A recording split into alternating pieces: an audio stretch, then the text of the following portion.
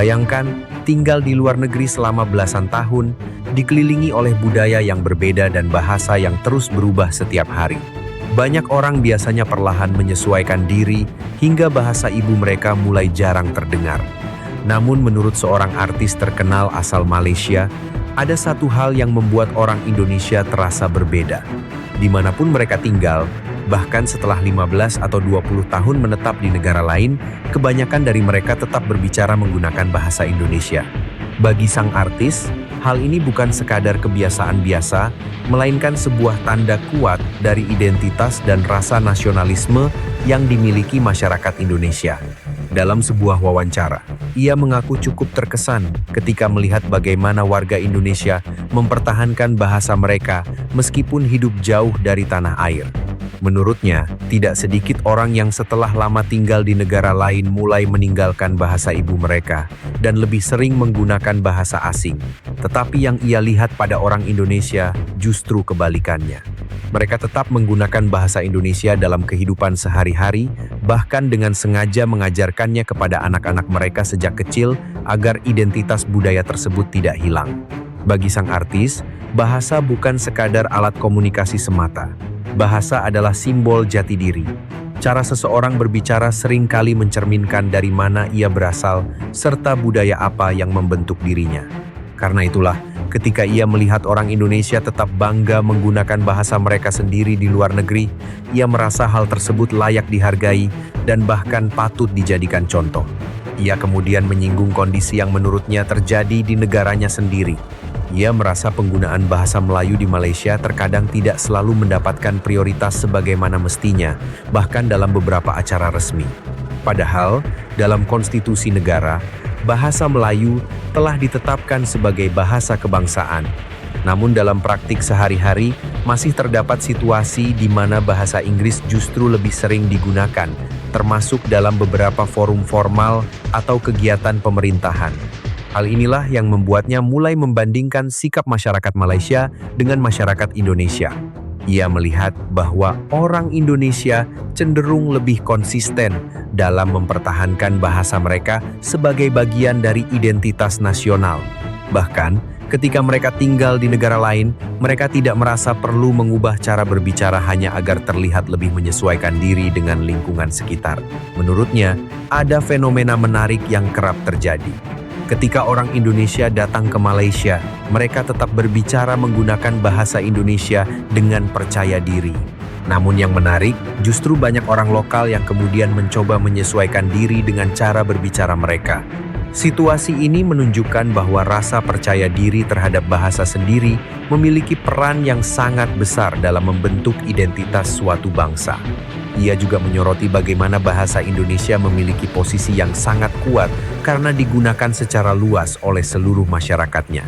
Berbeda dengan beberapa negara lain yang memiliki banyak variasi bahasa daerah dalam kehidupan sehari-hari, Indonesia berhasil menjadikan satu bahasa nasional sebagai alat pemersatu bangsa.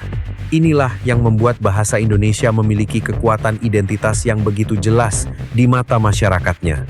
Pembahasan ini kemudian melebar hingga ke dunia musik dan seni. Sang artis menjelaskan bahwa ketika menyanyikan sebuah lagu, penting untuk menjaga keaslian bahasa yang digunakan. Jika menyanyikan lagu berbahasa Melayu, maka sebaiknya lagu tersebut dibawakan dengan nuansa Melayu yang autentik. Begitu pula ketika menyanyikan lagu berbahasa Inggris, cara pengucapannya perlu menyesuaikan dengan karakter bahasa tersebut. Menurutnya, menjaga keaslian bahasa tidak berarti menolak kreativitas atau gaya baru. Dalam beberapa genre musik seperti rap atau musik modern, tentu saja ada gaya pengucapan yang berbeda. Namun yang paling penting adalah tetap mempertahankan identitas dasar dari bahasa tersebut agar karakter aslinya tidak hilang. Ia menilai bahwa terkadang ada kecenderungan sebagian orang terlalu ingin terdengar seperti penutur asing hingga justru kehilangan ciri khas bahasanya sendiri. Padahal menurutnya, justru keunikan bahasa itulah yang membuat sebuah karya terasa lebih kuat dan memiliki identitas yang jelas. Di tengah perbincangan tersebut, muncul pula pengalaman dari seorang artis yang pernah bekerja di Indonesia dalam waktu yang cukup lama. Ia mengaku merasakan sambutan yang sangat hangat dari masyarakat Indonesia. Bahkan ia merasa dihargai ketika berkarya di sana.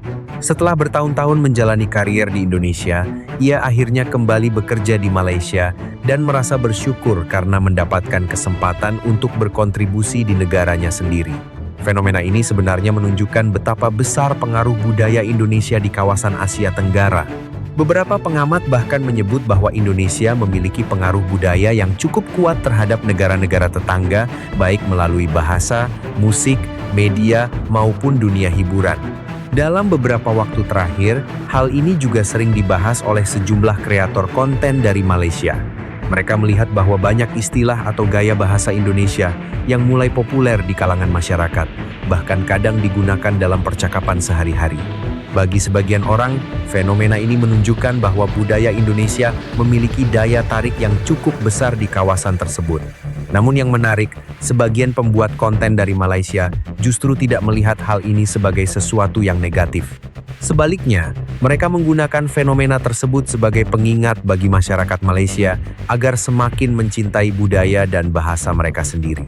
Bagi mereka, memperkuat identitas budaya nasional merupakan hal yang sangat penting di tengah pengaruh global yang semakin kuat. Pada akhirnya, perbincangan tentang bahasa ini sebenarnya bukan tentang siapa yang lebih unggul atau siapa yang lebih benar.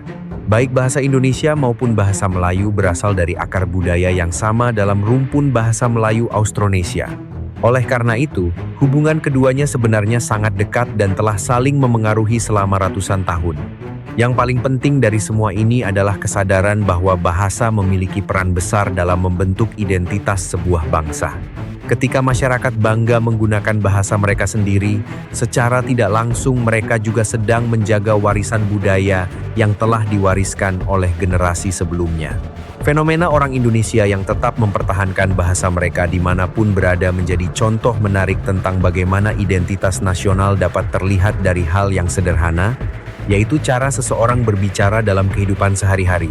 Mungkin dari situlah muncul rasa kagum dari banyak orang di luar negeri yang melihat kuatnya kebanggaan tersebut.